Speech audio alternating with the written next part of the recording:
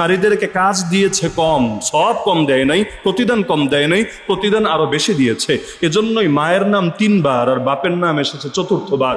ইসলাম তাদেরকে ঠকায় নাই, এগিয়ে দিয়েছে। তো যেখানে ইসলাম সহজ করতে চাইলো, কাউকে নবী বানায় নাই, কাউকে সেখানে ক্ষমতা হাতে তুলে দেয় নাই, সহজতার স্বার্থে, সেটাকেই আজকাল মানুষ এখন নিজেদের জন্য অবমাননাকর মনে করছে। কেন? শেষ কথা এটাই যে আজকাল ক্ষমতাকে ভোগ্য বিষয় মনে করা হচ্ছে, অথচ ক্ষমতা ছিল এটা বড় একটা বোঝা। ক্ষমতাকে যদি বোঝা মনে করত, নারী জাতি হাজারবার শুকরিয়া আদায় করতো, আল্লাহ আমাদেরকে বোঝা থেকে বাঁচিয়েছে, কিয়ামতের দিন এটা নিয়ে আল্লাহ প্রশ্ন করবে না।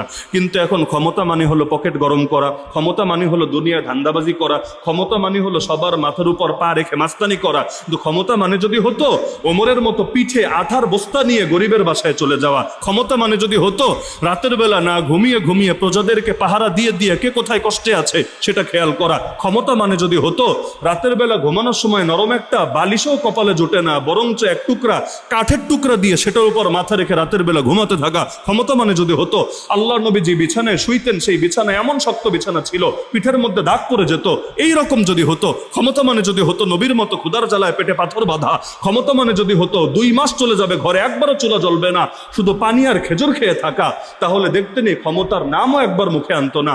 কিন্তু এখন তো ক্ষমতা মানেই লোকে বোঝে ধান্দাবাজি, ক্ষমতা মানেই টাকা আর টাকা, ক্ষমতা মানেই বেগম পাড়া, ক্ষমতা মানেই সুবিধা আর সুবিধা।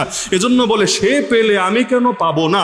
ইসলাম বলেছে যে ক্ষমতা চায় তাকে ক্ষমতা দেই না। নবী বলেছেন যে ক্ষমতা চায় তাকে ক্ষমতা দেই না, কারণ ক্ষমতা তো চাওয়ার জিনিস না, ক্ষমতা তো এটা থেকে ভাগার জিনিস।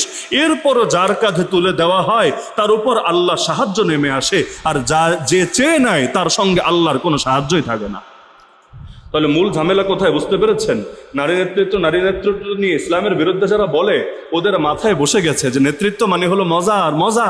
তো নেতৃত্ব মানে যদি হতো কষ্ট আর কষ্ট, চাপ আর চাপ, বোঝা আর বোঝা, নিজে না খেয়ে আরেকজনকে খাওয়ানো, তাহলে ভুলেও মুখ দিয়ে এই কথা বের হতো না। তুই দর্শক